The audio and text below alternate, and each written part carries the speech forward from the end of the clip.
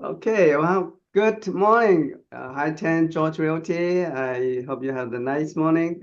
So, um, the summer is finally here. Yesterday was the first day of summer, and it really shows the weather too, and it's good on warm weather, very good for all the real estate activities. So this is the time to wrap up your engines and do some business, okay? And actually the housing market is pretty favorable for buyers nowadays because the buyers has the room to negotiate since there are more inventory, the seller will negotiate you for the price, for the other conditions, and if you can persuade your buyer, then you have a deal. So this is a good time to do real estate, especially summertime. Okay, now and today we really have a treat from Rick Cobera, who's the 1031 exchange from First American Title, and today he is going to dive deep into the 1031 exchange and give us a lot of tips on the 1031 exchange. And as you said before, you swap until you drop, right, Rick? Yep, So that's right. Swap it till you drop. yeah, so we are really looking forward to your presentation. But before that, we would like to introduce the other affiliates. Let's begin with John Wax. John, good morning. Thank you, Peter and Michelle, for allowing us to be here. We're blessed to be a part of this group. I just wanted to say, yes, I'm gonna jump on what Peter's saying. Right now, guys, this is the time to make sure you're in contact with as many people as possible, past clients, future clients. May not be a great time to door knock. If you do, put a mask on because right now we know with those fires burning, there's a lot of bad air out there that are harmful, and so you got to be safe as well. And with the heat, always bring a bottle of water with you because you got to stay hydrated as well. We do have a lot of wildfires, and they're popping up all over the place. I've noticed because I have the watch duty. I notice I get notices. They're popping up in Antelope Valley. They're popping up in Riverside, San Bernardino, all over the place. So we have to be vigilant on that. And especially when we're going out to list properties, we got to make sure that they have the defensible space going. There's good home hardening on the property, as well as, hey, understanding what tools are available to us to assist us in getting that information. I'm going to go into a little bit about the wildfire disclosure report, which is an optional report. And there are some things that you should know about it. It only really helps the buyer. It's best used when it's in a fire zone or a very high fire zone. You can check that on our hazard preview, which for free. But what does it do? It assesses property hazard rating on a property and how intense the wildfire will be when and if it reaches a property. Number two, home vulnerability score. It'll give you a vulnerability score which you want to lower as quickly as possible. Whether or not the home is subject to state compliance and what compliance that would be. And the last thing is recommendation on how to improve vulnerability score and make the home in compliance with the fire requirements, state fire requirements, which is the AB 38, as well as three others, and I'm not going to get into it because it's a big explanation. But I want to make sure that you order your reports at time of listing, or even take it with you on a listing appointment to find out if you need to put this into attention, bring that to your sellers so that they know that, hey, could be a problem, and we should nip it in the bud before we even get going. But I have all the information. I'm ready to represent you. So the biggest tip to you is don't be a secret agent. Wear your badges. Have your branding on you, and people will come up to you and ask you, "How's the business?" Don't be a secret agent. Have the cards, pens, appropriate documents with you. And you have $100 million of E&O insurance to protect you, as well as me bringing you 32 years of experience. I look forward to a great third quarter. We're almost there, third quarter, but let's finish strong on the second quarter. My information will be in the chat. And thank you so much. If you have questions on anything, please don't hesitate to contact me.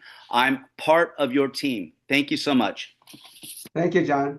Thank you very much. You're Next, we welcome. have Nancy Chen from Lawyer's Title. Nancy, good morning. Good morning. After what John says, I don't know what to say about the fire, but it's a good season. I have agent that door knocks and they talk to the neighbors when they do open houses. So if you're doing open houses, you should go an hour early just to talk to the neighbors, give them your card, tell them what's going on in the market. They have questions. They'll ask you about the price and they'll ask you about the market. So be prepared. Don't give them too much, but ask to be able to come back. I think the first time is to get your name out there, get some information from them, their phone number, their email address, whatever you can get, and then ask to see if you can talk to them later with all the information they want. And that's a second chance. That's how you build relationships. And I think meeting people, face to face and talking to people eye to eye and get some information from them, that's how you gain that relationship. So I think it's a good idea. And if you need neighborhood information forms by street, by area, by boundaries, I'm here for you. Thank you, Peter. Thank you, Michelle. Nice to see all the affiliates and agents. Catherine, you're not showing your face, but I love you. Okay, then Nancy, thank you. All right, next we have Angie Tang from First American Title. And then Angie, good morning. Thank you, Peter. Good morning. Happy belated Father's Day. Hope you had a good time enjoying the weekend. Yeah. Happy belated Father's Day to everybody. Angie Tang, First American Title. Today, we're going to talk about all the different resources that we can offer from First American as a company. So there's the title division, there's the 1031. We've got Brandon from NHD. We've got home warranty from Sandy Franco. The Fantastic Four are here helping support your office, Peter. So please reach out to us for any help. We have all the resources possible for you guys to grow your business and especially secure it. With First American Exchange, you'll find out how we have a bank too that helps streamline all the payouts that go through, all the wiring that goes through. So that way you get your money faster for all the agents that use 1031 and First American and NHG and home warranty. Everything is just kind of seamless because we're all the same company.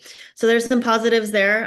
There's the power of security through First American. We are a very, very, very old company, but we keep reinvesting all of our resources into providing more information and more help to agents to help them grow their business. So I'm Angie Tang, First American Title. Please reach out to me if you're looking for net sheets, if you're looking for Prop 19 calculators, if you're looking for leads, if you're looking for different types of resources to grow your business. I'm here to help. Angie Tang, First American Title. Thank you. Thank you, Thanks, Angie. Peter. Yeah. Thank you for being very helpful. Every time we call you, you attend to the occasion. So very good. Thank you very much. You're welcome. All right. Next we have Sandy Franco from First American Title. So rare that you get all four eagles in one spot. Oh my goodness. Yeah. Okay. Happy Monday, everyone. Hope everyone had a fabulous weekend. I got to spend the day with my father-in-law and he had 4 of his 7 sons there. It was a fabulous day. So setting the weather aside for the smoke, it's a great time to go out door knocking. Go in the late afternoon when it's not quite so bad. Door hangers are free, right? So that's not what's holding you back. We've got the materials. First American has all of the resources you need from the start of your transaction until way after it closes. We're here to help you guys. Have a fabulous week. Thank you, Sandy. Thank you very much. Next, we have Maria Howard. Maria? Hi, good morning. well, no, it's not afternoon. I'm being really wishful here. So, talk about door hangers. You do not want a door knock in La Crescenta. Be prepared. There's bears everywhere. We've been having so many bear sightings. It's crazy on our feed.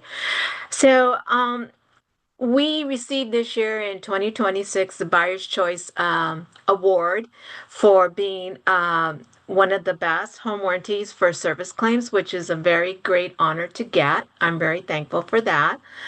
The other thing is just to be really conscientious when you order your coverage for the property you're selling.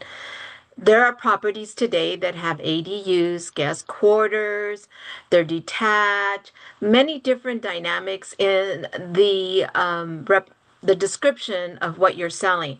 And the reason why I bring that up, because we had a really pretty scary situation. Fortunately, we were able to resolve it, but I literally had an escrow officer who has a real estate license, who went ahead online. No, actually, she called it in and she ordered a home warranty for a property that was over 5,000 square feet. Needless to say, the claim was denied. She wasn't very happy. But these are the details that trip up homeowners. And mind you, this was a realtor with a license acting in an escrow officer capacity for an in-house escrow. She made the mistake of ordering the wrong plan. These brochures that we pass out, they are pricing for 5,000 square feet and under single-family residence.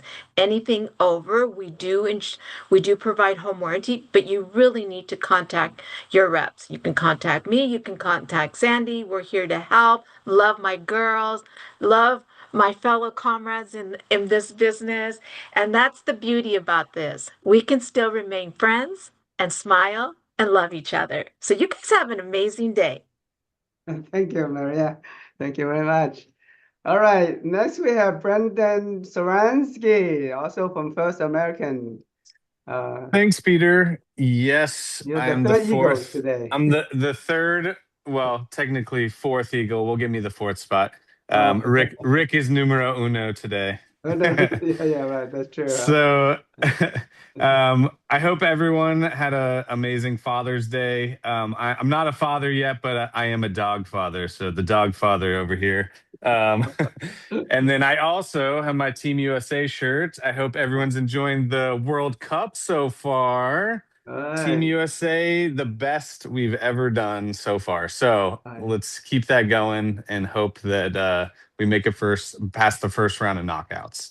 So other than that, so when it comes to obviously this time of year, we know fire season. The big thing that I really have been trying to get agents to go out and market a lot of the information I've talked about before. The best thing that homeowners can do is just be prepared for these fires. So I've talked about that My Shake app, and it has a checklist of all the things you can put together to make sure that the homeowners have things ready to go, like ready bags, things like that, to be prepared. And the other thing is community service, community awareness. Obviously, that's another piece as agents and just as neighbors. If you have elderly neighbors, the best thing you can do is to go and stop by and check on them during these summer months, especially as it gets hotter, and just really be there for them. Obviously, that's going to help if they have a grandchild or a child that is selling a house or looking to buy a house. It's a great conversation starter, and it's something that you can obviously be there not only to help them sell, but be there as a community liaison. So obviously, Angie and Sandy talked about the strength of First American. When it comes to a lot of the data and information, we are constantly ensuring that all of that information is the most accurate possible. So when it comes to NHDs, you guys know that we spend a lot of our time with our geology staff to make sure that everything that we provide to you is accurate. So just make sure that when you order your NHDs, make sure you give us an email so that we know what the property address and your information is. And you know I'm always here for you. So I will turn it over back to Peter, and Rick will be your spotlight today. Thank you, Brendan. I lost my mouse or something. Anyway, do we have any more that affiliate other than Rick? Michelle, do we have anybody in the training room? No, we have no one over here, Peter. Oh, Michelle's not there? I'm here. I'm in my office. Yeah. Nobody was in there. Yeah. Okay. All right. In that case, then let's welcome the Rick Cabrera from First American Title, and he's the 1031 exchange expert, and he's going to help us dive deeply into the 1031 exchange today. It will be very useful for all the agents to talk to the client about the 1031 exchange, because nowadays is a very, very popular subject. Okay, so Rick, go ahead. Good morning. Good morning. Thank Nice you to have guys. you. Thank you, Peter, Yeah. for having me. And yeah, thank you guys. So I'm kind of go overview and go a little bit of detail of what a 1031 is. So just remember, guys, a 1031 is actually the tax code from the IRS, and is specifically designed for investors, owner users, and principals of investment properties. So it's specifically, like I said, for investment properties. Um, so what's the benefit of doing a 1031 exchange? So the benefit of doing a 1031 exchange is pretty much you don't have to pay taxes. The big thing here, especially California, we actually tax pretty heavily. So you're looking at about 37.1 to 37.5% in taxes. So to give you the breakdown, it's 20% federal, 13.3% state, 3.5% Obama, and any recapture of depreciation. Just kind of give you an example. So just to kind of give you an example. So if you were to do $1 million sale, you would have about $370,000 just in taxes you have to pay the IRS. So obviously, in California and other properties, usually your property is worth more than $1 million. So it's definitely beneficial to do an exchange because you just keep deferring, keep deferring, keep deferring. So how do we break down a 1031 exchange? So the most important thing for a 1031 exchange, if anything today, guys, I would write this down. So in order to have a fully successful exchange, two things must happen. You have to either be equal, greater in value, and equal or greater in equity. So I'll say that one more time. Equal, greater in value, and equal and greater in equity. So, Rick, what does that mean? Simple terms is if we sell for a million, you have to buy something for a million or greater. Okay. Regardless if you own loans on the property, because sometimes you'll be like, well, Rick, I bought it for 200,000, but I refinanced and I owe 800,000, so I really only have to exchange 200,000. That is not true. The IRS actually looks at when you bought it with your base. So your base of that example would be at 200,000. So you would actually be exchanging about $800,000 worth of gain. Okay. So it's a little tricky. So the good thing is you guys don't need to be experts. You guys just need to know the bare minimum. So that way we make you guys look like superstars. Okay. So what happens if we exchange, say, hey, Rick, okay, I want to exchange. I sold for $1 million, but I can only find something for 800,000 that I like. Can I still do it? Yes, you can. That is what we call boot. So boot is the tax that you'll pay in the difference of the delta. So 800,000 is what you're buying. You sold for a million. So there's a $200,000 delta. So that's what you'll be paying on taxes. That's what we call boot. And boot's okay. Boot happens all the time, especially with investment properties, because you have different partners or different LLCs. So it breaks down. So one partner may not want to do an exchange. The other partner may want to just cash out or sell out. So that's completely fair is you can do boot. You can actually trade down if you would like. And there's different types of boot. So what we have, what we call cash boot, mortgage boot, and then seller financing boot. So cash boot is usually if the investor has a property that's all in cash, and if there's any cash left over in the exchange, obviously that's what we pay in boot. Now, mortgage boot is kind of what you see a little bit more common. So let's do an example of mortgage boot. So let's say you have a $2 million property, $1 million in equity, and you have a $1 million in loans. And then you exchange to something, let's say at 1.8 million. You exchange your whole $1 million in equity, but you only get an $800,000 loan, which is still okay. So we talked about that $200,000 boot. That's still okay. Okay. Also, what's kind of starting to become very popular, which is really weird, is seller financing. Seller financing is a little bit tricky because the investor, so for example, let's kind of give you say, hey, I have a place and I'm selling, and Peter comes to me, hey, Rick, I want to buy your place, and I say, okay, Peter, that's fine. But Peter says, Rick, you know what? Your place is $1 million, but I only have $200,000 of cash. Could you carry $800,000 note? And right, I say, Peter, yeah, that's fine. But what I just did was I cut my nose to spite my face because I can only exchange the cash that he gives me, which is a 200,000. That $800,000 that I'm carrying is subject to boot.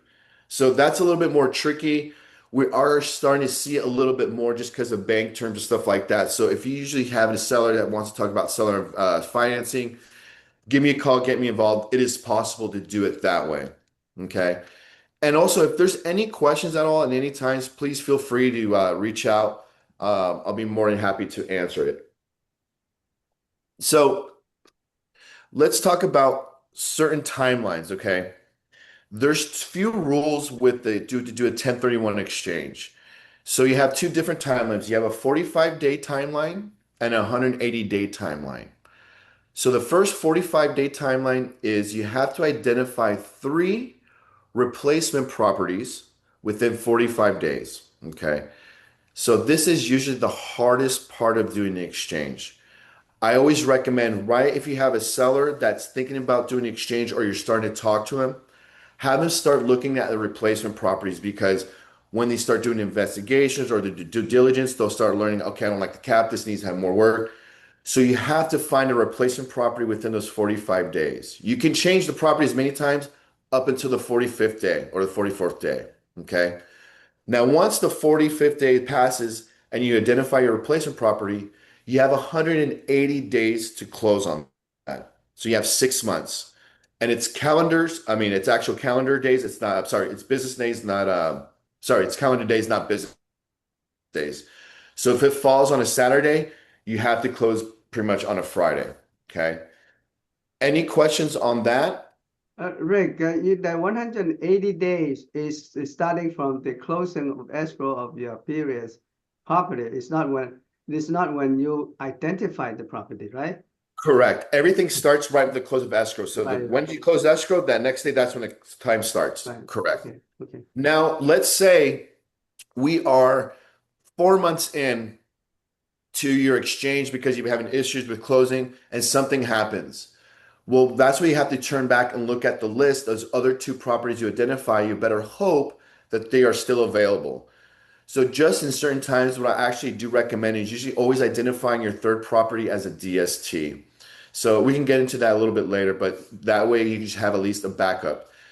If you have after the 45th day and you decide you don't want to do the exchange, you have a failed exchange, we actually have to hold your funds for the full 180 days before we release them. Okay. So it's pretty serious. Yes. So, yeah, that's, we get that a lot because a lot of people don't understand. So when you do an exchange, we got to understand that you guys will not hold the cash because the cash comes to us. We hold it when you identify the replacement property, then we release it to the escrow. Okay. So what kind of properties can you exchange? So you can exchange into any types of properties.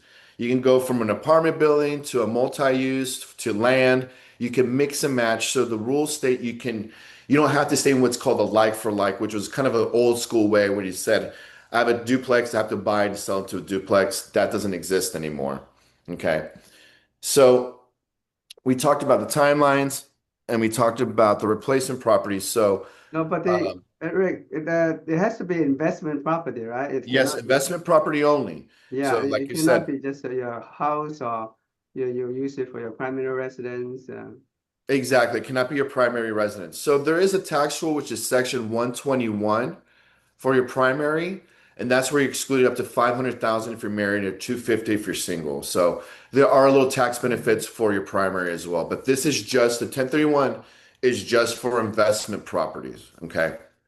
So when you're identifying these properties, the IRS gives you what's called 2 different rules. You have the first rule, which is the 3 property rules, which we kind of talked about. So the first rule is you can identify three properties regardless of their fair market value. What does that mean? So like we said, if we sold for 1 million, I can identify another property for 1 million, the other one, number two for 5 million, and number three for 200 million. I'm not capped at the value. Property number two states you can buy as many properties, but you are capped at a 200%. Let's use $100 million. So if I sold for 1 million, I could buy as many properties up to 2 million. Okay. Usually 90% of the time you'll see rule number one. Rule number two is usually when you have to diversify your portfolio. So usually when the big guys sell the commercial building, you have to diversify. So you'll see that in that aspect. So property number one is usually what we'll usually identify. Okay. Also identify requirements too. So when we do an exchange, we actually send you the paperwork to identify the property. So you write it in and you can send it over to me. So it also has to be a property description. It cannot be an ambiguous property said, hey, it's the house that's next to the Costco. It has to have the property address, the parcel. If it's a condo, the unit number, et cetera, et cetera. Also, different vestings. So when you come into vestings, you'll have a lot of partnerships, revocable trusts, irrevocable, LLCs. So all of it can be a little bit confusing, but the best and the most easiest rule of thumb is the same taxpayer has to do the exchange. So if you're talking to a client and they're saying, yeah, have this investor, just remember the same rule, the same taxpayer ID has to do the exchange. Okay. So that's the easiest way to do it. So kind of one thing we were talking about is a swap till you drop, right? So what is the end result of the benefits of doing a 1031? Okay, I'm doing all this. What's the point of me just exchanging, swap until I drop?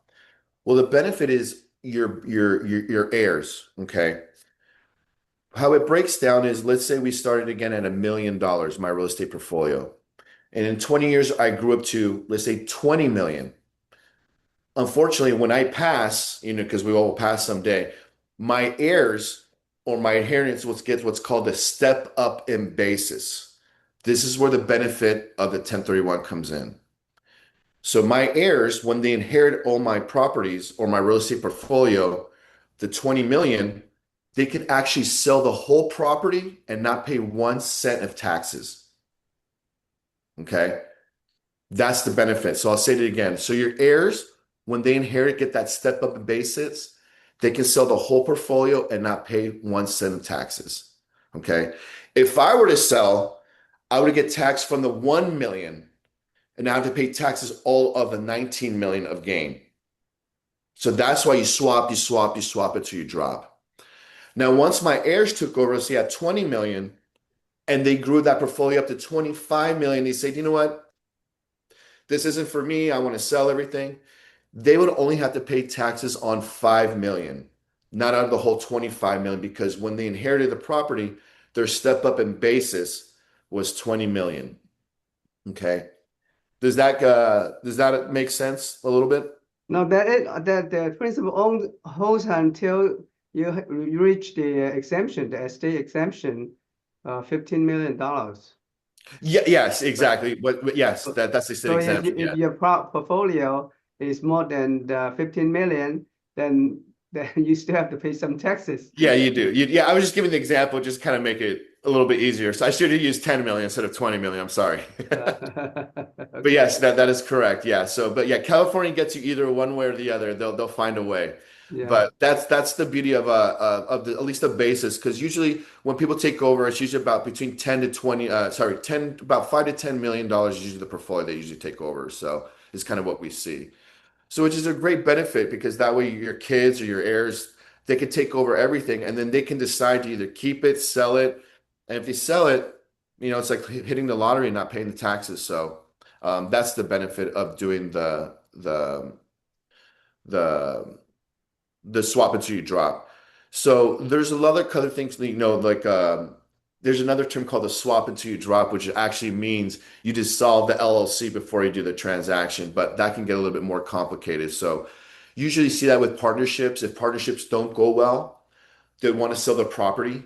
So what they'll do is they'll dissolve the LLC into the individuals, and then they'll do the exchange. Mhm. So that's what we call a swap until you drop, actually in the LLC. But yeah, that's creating the exchange. So in order to do the successful exchange, a few things. We got to set it up prior to the close of escrow. So if you call me and say, "Hey Rick, we just closed this escrow. I need to do 1031 exchange," I can't help you. We got to set up prior to the exchange. So the So good thing, go ahead. okay, so if you have vested the property in the LLC and that the LLC member wants to 1031 exchange, how soon you have to dissolve the LLC into the tenants in commons? Really good question. That's a really great question, Peter. So the tax code, believe it or not, states that there's no time frame. Okay. So usually you want to hear 2 years, 2 years, 2 years. Why 2 years? The reason why 2 years, it just protects yourself to show that you've claimed the adjustment on your taxes. Okay. Mhm. Because on the LLC, obviously you're a partner, but then you never filed it on your personal. So then when it gets filed on your personal, that's when you say, so with the IRS, it's all about intent, intent, intent, intent. Okay. Because what you just said, Peter, that happens all the time. And usually people want to, it happens. If you have a bad partnership, we got to dissolve, we got to split. You can do it within a month, 2 months. It depends how quick you can dissolve the LLC. Mhm. Okay. So I give this example, like it was talking about intent, because you just brought up a very good point. I had a client, she worked for Google, moved down here, got relocated, moved down here to Santa Monica, was only here for about, I think, 4 months. She bought her home, and then she got reassigned to go back up to Sacramento. Thanks for the call. So when she Hi, moved back up, Hey, she you want listed me to her. start emailing Greg Scott to get the Sorry, Michelle. Can you mute? Sorry, Michelle. Michelle, you have to mute yourself. Oh my gosh, I'm so sorry. It's okay. So the intent, so she got called back up to go up north. So she only had her house here for like 3 or 4 months. So she listed it on Zillow to rent it out. And then about after a month or so, she didn't realize, what, I don't want to be a landlord. I don't want to be a tenant. I want to buy something that goes closer to me. Was she allowed to do an exchange?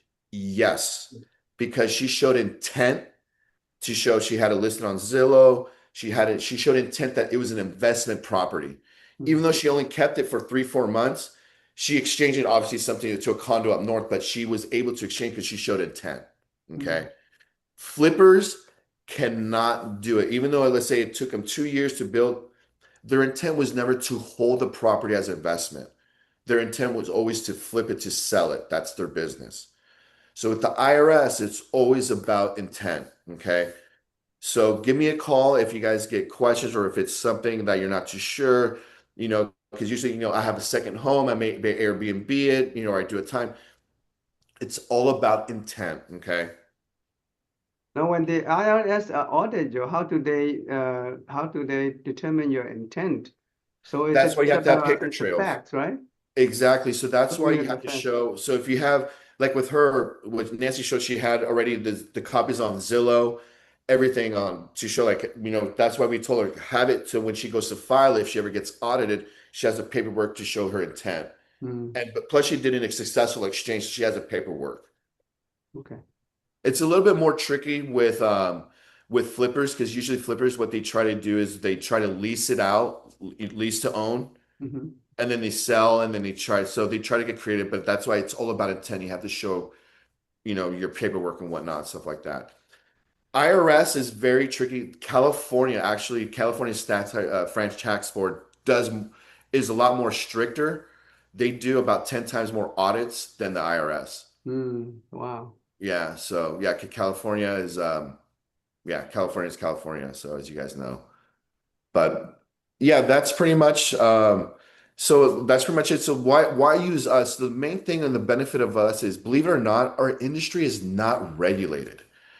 So anybody could open up an exchange company and they can exchange 1 million, 2 million, and then the next day they can just literally go up and walk out the next day and there's no consequences. So obviously with First American Exchange, our parent company is First American Title, stock trade. But the most important thing also, we guarantee your funds 100%. We don't commingle your funds. We put your funds in its own individual account. And if we hold the funds more than 30 days, we pay you interest on your funds as well.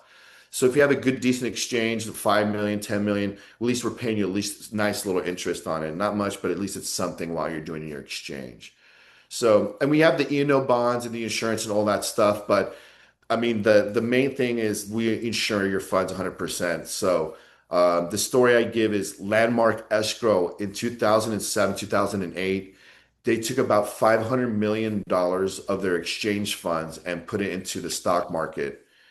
And we all know what happened in 2008. It crashed and they had literally about $500 million of a failed exchange fund. So you gotta know where your money's going in to be sure and be safe. So, but yeah, that's why you work with us. So yeah, like I was saying, so when you pull it up, when you have a prospect or a client, reach out to me, or reach out to Angie. Also call her, have her pull up the title so that we can find out the base. Because a lot of people aren't sure what their base is and their taxes, so that we can figure out the depreciation, stuff like that. So, and we can go hand in hand. Like I said, Angie and I, we work together hand in hand. But yeah, that's pretty much the spiel of 1031. If you guys have questions, then feel free. Rick, if after 100, almost 180 days pass and you still couldn't find the property, what are the alternatives you have? There's no alternatives, unfortunately. It's black and white with the IRS. You have a failed exchange. Okay, but you can do a DST, right? Exactly. That's why I recommended DST as a backup. Yeah. Can you tell us something about it? Yeah, DST. So DST is essentially you're buying into a pool of real estate. So usually that you have these, they're very popular with seasoned investors now. So you have the investors that don't want to deal with tenants or maintenance. What they do is they invest in a DST. What a DST is, they're buying into a big commercial pool. So like those apartment buildings that are 400 or 500 units or commercial buildings with shopping centers or strip malls. They invest into that. The money's locked up for 3, 5, or 10 years. It depends on which ones you pick, but it's secured. You get your money every month, and it's pretty much a low headache. Put it away and just invest. So it's a very hands-off investment tool that we offer. So or that's available for it. It's for investors that don't want to be hands-on with properties. So what are the disadvantages of the DST? The disadvantages are that it is locked up. Like I said, it's like you're not able to touch the money. It depends on what you do, 3, 5, 7 years, or however you locked it up. So that's the only advantage. And the other disadvantage is that you don't have a say, so you're just going along for the ride. So how well that performs, it's up to how the project that you pick. So you're pretty much investing in the firm. I see. So whatever the capital gains and everything, they'll take care of that. Correct. Yep. We'll exchange it just like a normal 1031 exchange it to your replacement property. Okay. What after that? After they sold your interest, then what do you do with the money? You have to do another exchange. Another exchange. But the good thing is I just learned, I actually went to a seminar, Brandon's cousin, he's involved with a big DST company that I forget, it was a section, I think it called it 721 or something like that, where they actually convert your DST ownership into shares and you can cash out and they can buy out your shares. So there's ways for you to take out money in a DST now. Oh, I see. That's interesting to know. Yeah. Very interesting. Yeah, it's a great little tool too. So okay. Well, thank you very much. Yeah, guys. Thank you, guys. Very interesting. Okay, do you guys have any questions for Rick? This is Camelia. I have a comment. Yes. So a while back, I had a client. It was actually during COVID, and they were going to do a 1031 exchange, and this was a residence. And their agent kept saying, you can't do a 1031 exchange on a residence. And I just kept quiet because I was representing them on the buying aspect. And later on, he said, hey, do you get involved with 1031 exchange sales? I said, as long as your CPA says you can do it, I'm okay with it. I'll do whatever your CPA says. And guess what? He purchased a property. His sister was doing a 1031 exchange and he was buying it as a residence. So it was half a 1031 exchange, which I thought, oh, that's really unique and pretty good. His sister doesn't live in the property. He's the only one that lives in the property, and it's not an investment for him, but it is for his sister. So never give tax advice to other people, just whatever their CPA says.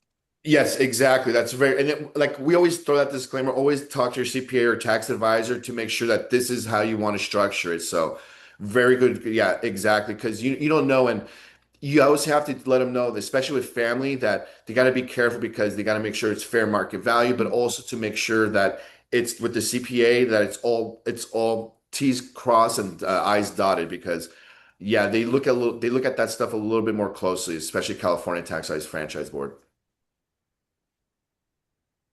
I see. One additional question. Sorry, this is Camelia. But Yeah. can you tell me what DST stands for? Sorry.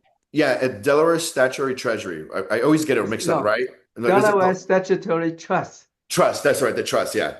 Trust, yeah. Sorry, or I make them back as a dyslexic, so yeah, but that's yeah, it's set up in obviously Delaware, but yeah, it's a good tool, especially if you have those older people or investors that don't want anything to do with the calls or the headaches. It's a great tool, great asset, it's a hands-off investment. Yeah. I have another question. Hopefully that's my last question. Is one of my client, he wanted to have a 1031 exchange, but he never identified, he was able to identify any property he want to exchange, and the 180 days was going to expire in a couple days.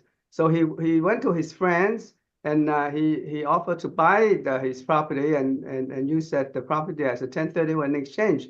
Now, how can they pass the muster of IRS investigation? So you had to do a He 1031 never, in other exchange. words, he never identified that property. Oh, if he never identified it on the Yeah, identification list, he never identified the then property it's a in failed 45 exchange. days, and he never was able to close the property that he identified Yeah, before. that's a failed exchange. And did he use a qualified intermediary? Qualify what? Intermediary? Yeah. Yeah. He used the qualified intermediary. And I don't know how the qualified intermediary can let him do that, That's what I was, and he was able to 1031 exchange it in the last 2 days.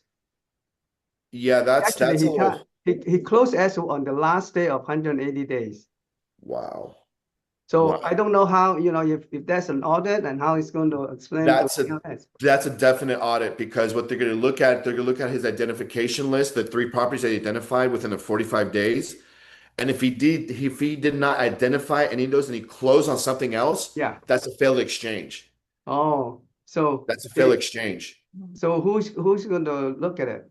Probably the IRS and California. But how does the IRS know if nobody that turn him in? Because when he goes and files his taxes, so when we close your exchange, we send everything to you, and it's up to you to give it to the CPA. I see. So on the exchange documents, it'll show your identification properties or replacement properties, and you submit that with your taxes to the IRS. But if the qualified intermediary fetch the data, then the qualified intermediary might get fined or shut down. They might get investigated into it. Oh, I see. Yeah, that's a lot of fraud. Yeah, that's bad news all around. Yeah, that's why it matters who you work with. It matters because you want to protect your client, and our whole job is to protect the client and to make you guys look good. So that's why it's seamless for us. You guys don't know, and it's seamless in the back end. But yeah, that's why you guys advise and talk to me and to make sure because there's a lot of red flags on that. Yeah. Yeah. So if you go to you won't do this kind of things. No, we can't. Yeah, we follow the rule by the law. Yeah, we don't, and it's tough because everything's recorded with escrow. Everything's time stamped. Right. So I don't know how they, we're creative. Yeah, right. But yeah, that's. I don't know how that is. That's a bad bear. Okay, very good, very interesting, Rick. Yeah, Appreciate that very much, Rick. Very welcome. Thank you, guys. Okay. Rick, All right, if there's no more Rick, I have a questions for Rick, question. let's go on with our meeting. I do have a few announcements. And we have lunch and learn this Wednesday by Stuart Title, Matthew Loveno. He's going to talk about using AI to prospect. So that would be a very interesting seminar. A lot of people use AI now, and so he's going to tell us how to use AI to prospect. So that should be very good. I hope you can attend. And Thursday at 1 o'clock, you have to we have a light lunch and learn about the CoStar, what the CoStar has to offer for commercial real estate agents. So as you know that the most of the commercial real estate agents use CoStar, which is almost the Bible of the commercial real estate data system. So come 1 o'clock on Thursday, you'll learn about the CoStar, whether how you can subscribe CoStar to do commercial real estate. And Friday is our award ceremony, and which is going to be held at Ray 36 from 12 to 3 this Friday, June the 26th.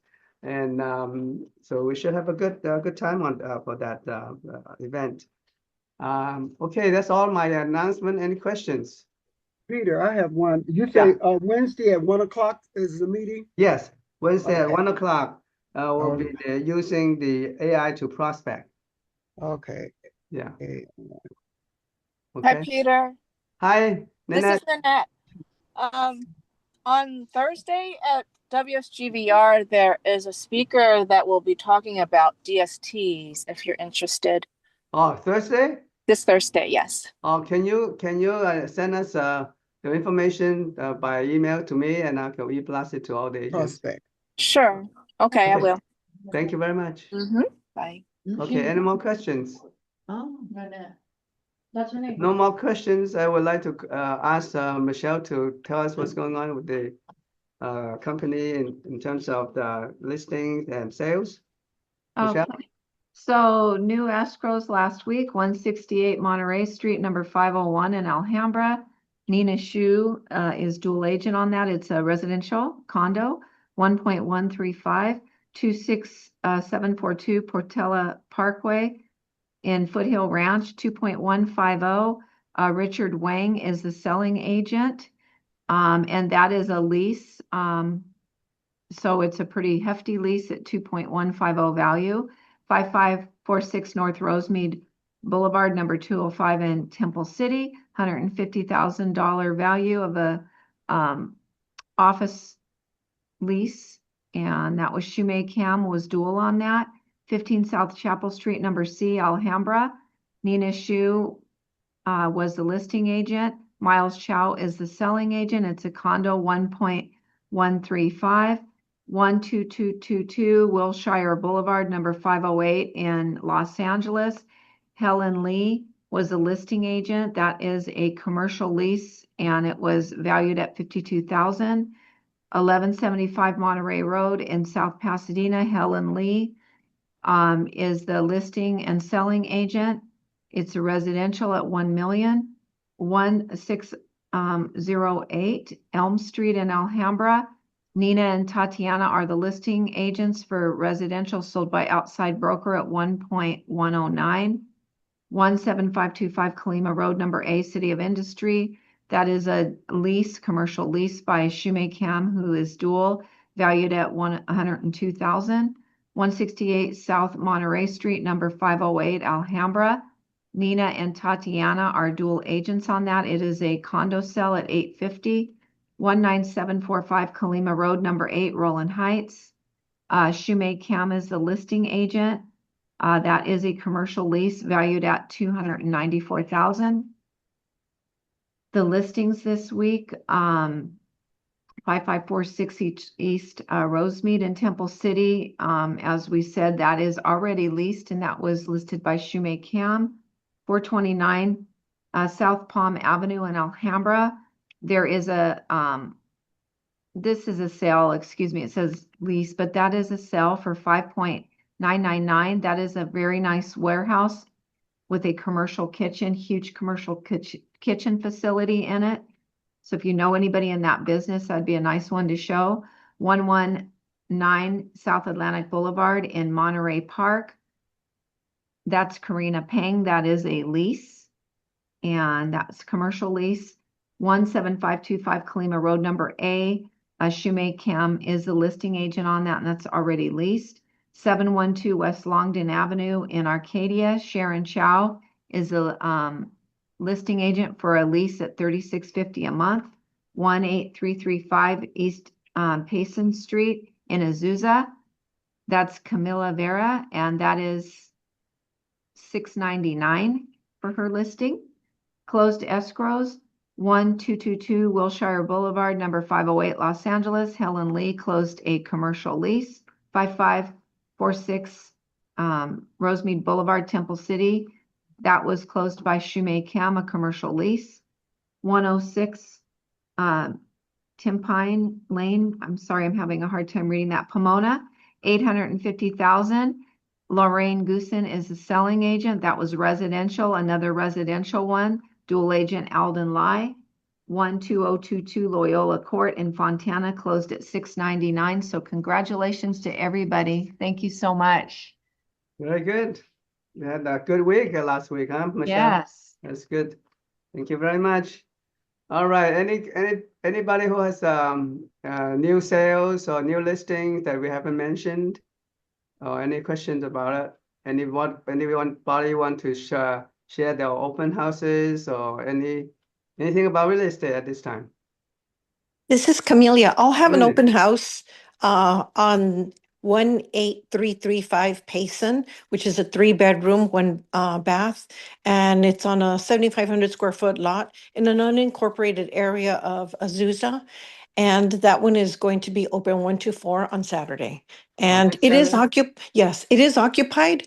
And I will put it in the MLS. Okay, great. All right. Thank you. Anybody else? Well, now it's 10:58, so I don't think I have time to do my presentation today. You gave So it I'll all. You gave it away to Rick. So I'll defer to next week, okay? But we had a very good and depth 1031 exchange from Rick Cabrera today, so we really appreciate that. Thank you, Rick. If any questions so far, and for anybody, for Michelle or me, or anybody. If I have a not, question. yeah, This is right now the state's thinking of putting a 7% tax on all software. So does that mean that all of the apps that we receive from the title and if escrow has one, natural hazard, that all of those we're gonna have to pay for those 7%? Yeah, and maybe even they're thinking of adding any software that we use 7%. I don't remember if it's 7% or 7.5. Oh, So wow. I so didn't realize that. Anybody who has the answer to this question? Even John doesn't know, John? I haven't heard of it. That's a new No, I one. haven't heard of Find it out. either. I'll check Well- with my office, but I've never heard of it. That's yeah, it's they're thinking about it right now, and so where did you it get may the pass. information? Where did it? Well, everybody's talking about it, so I just thought Not I'd ask. everybody I know. They're thinking about it, right? Yes, they're thinking Okay. about it. It One of the hasn't quite agents- passed. They So I'm said yeah, they knew That's that they were crazy. thinking.